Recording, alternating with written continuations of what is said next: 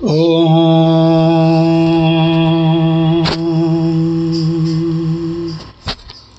अखण्ड आनन्दबोधाय शिष्यसन्तापहारिणे सच्चिदानन्दरूपाय रामाय गुरवे नमः। ओम शांति शांति शांति। गोस्वामी तुलसी बाबा रहस्य बताते हैं असत का, यानी कि सर्वव्यापी परमात्मा में, यानी कि सर्वव्यापी आत्मा में ये जो सपने के समान जगत प्रतीत हो रहा है ना, इसको असत कहते हैं। भगवान कृष्ण ने ऐसे कहा है कि सत स्वरूप आत्मा में ये असत रूपी ये जो जगत है ये प्रतीत हो रहा है। तो इसी असत का, इसी जगत का रहस्य बताया जा रहा है। बहुत ध्यान से सुनिए, स्लाइड को ध्यान से देखें। तुलसी जस भवितव्यता तैसी मिले सहाय, आपुन आवे ताहि पे तो ताहि तहाँ ले जाए। जो जैसा सबके कर्मों के अनुसार अवश्यंभावी है वैसा हो के रहता है। तुलसी जस भवितव्यता, जैसा होना है, जैसा उसके कर्मों के अनुसार निश्चित किया गया है, तैसी मिले सहाय, बिल्कुल वैसी ही परिस्थितियां बन जाती हैं। आप न आवे ताहि पै तो ताहि तहाँ ले जाए। ये आपको एक छोटी सी कथा सुनाते हैं, तब ये रहस्य खुलेगा। एक बार देवताओं की, ब्रह्मा विष्णु महेश की एक मीटिंग हुई, बड़ी विशाल मीटिंग, तगड़ी मीटिंग। और उस मीटिंग पे सभी देवता आदि, विष्णु आदि अपने अपने वाहनों से आए। तो विष्णु भगवान का वाहन गरुड़ और यमराज का वाहन भैंसा और गणेश जी का वाहन चूहा, किसी का उल्लू, किसी का कुछ, ऐसे सारे लोग आए। तो सारे जो साहब लोग थे वो तो चले गए अंदर मीटिंग में, बाहर रह गए वाहन और उनके वाहन जो ड्राइवर थे वो सारे ड्राइवरों में बातचीत चल रही है। तो गरुड़ जी तो विष्णु के वाहन थे, वो बहुत ज़बरदस्त थे। तो वो यमराज के वाहन भैंसा उससे बात कर रहे हैं कि भैंसा भाई, दोनों वाहन बात कर रहे हैं, भैंसा भाई ये जो सामने आपको ये गाय दिख रही है ना, विशाल गाय, ये गाय बस 10 मिनट में काल इसको बोटी बोटी इसकी चबा करके इसको ख़त्म कर देगा। ये मैं भविष्य देख रहा हूँ इसका। तो यहाँ तो आसपास में संभावना है इसको ख़त्म करने की। तो यमराज का वाहन भैंसा दंग रह गया।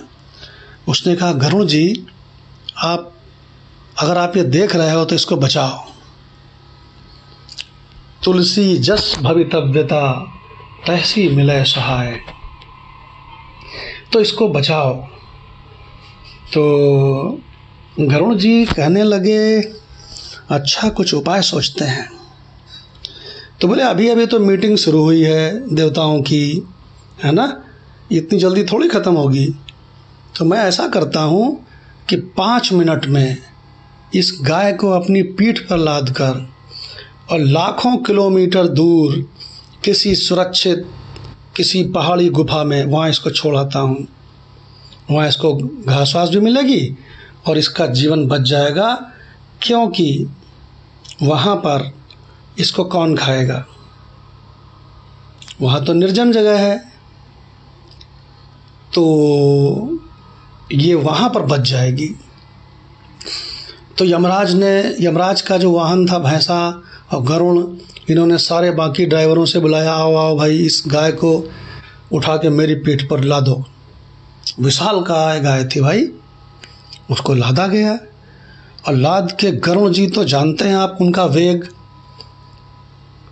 बिल्कुल लाखों किलोमीटर प्रति सेकंड की स्पीड से गरुड़ जी उड़े। और जब उड़ते थे तो उनके पंखों से ध्वनि क्या निकलती थी, हे लक्ष्मीकांतम तुभ्यं नमामि, तुभ्यं नमामि नारायणाय, हे कमलनयनं तुभ्यं नमामि। और उनके पंखों से ध्वनि निकल रही थी और वो 2 मिनट के अंदर करोड़ों किलोमीटर दूर एक हरी भरी एक पहाड़ में, एक पहाड़ी गुफा में, वहाँ उन्होंने गाय को ले जाकर उतार दिया और बड़े प्रसन्न हुए कि देखा अब यहाँ इसको कोई खतरा नहीं है।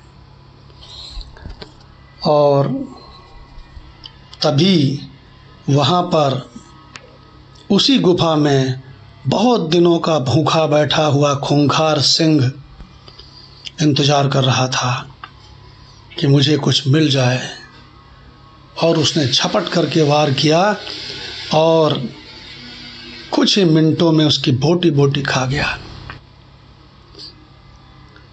अरे बाप रे बाप, अब समझ में आ गया होगा ये तुलसीदास जी का दोहा,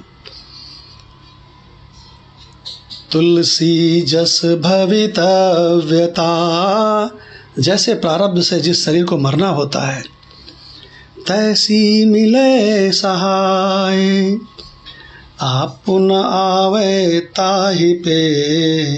अगर वो मौत रूपी सिंह यहाँ नहीं आ सकता था करोड़ों किलोमीटर, तो विधि के विधान ने इसको वहाँ पहुँचा दिया, वो भी गरुड़ जी के द्वारा पहुँचा दिया। ताहि तहाँ ले जाए, आप न आवे ताहि पे, ताहि तहाँ ले जाए। इसलिए इस शरीर के खत्म होने पर बिल्कुल शोक नहीं करना चाहिए, ये तो काल का ग्रास है, और जब जहाँ जैसे होना होगा तब तहाँ तैसे नाश हो जाएगा। लेकिन मैं तो चैतन्य हूँ, निराकार हूँ, मैं शरीर थोड़े हूँ जो चिंता करूँ, मैं प्रकृति की चीज़ नहीं हूँ जो मरूँ। ये रहस्य तो इसलिए सुनाया है कि तुम निश्चिंत होकर के विचरो इस जगत में, मस्त होकर के। तुम्हारी मृत्यु कभी नहीं होती, और शरीर की मृत्यु प्रारब्ध से अटल है, इसलिए न ऐसे चिंता बनती न वैसे चिंता बनती। ओम शांति शांति शांति।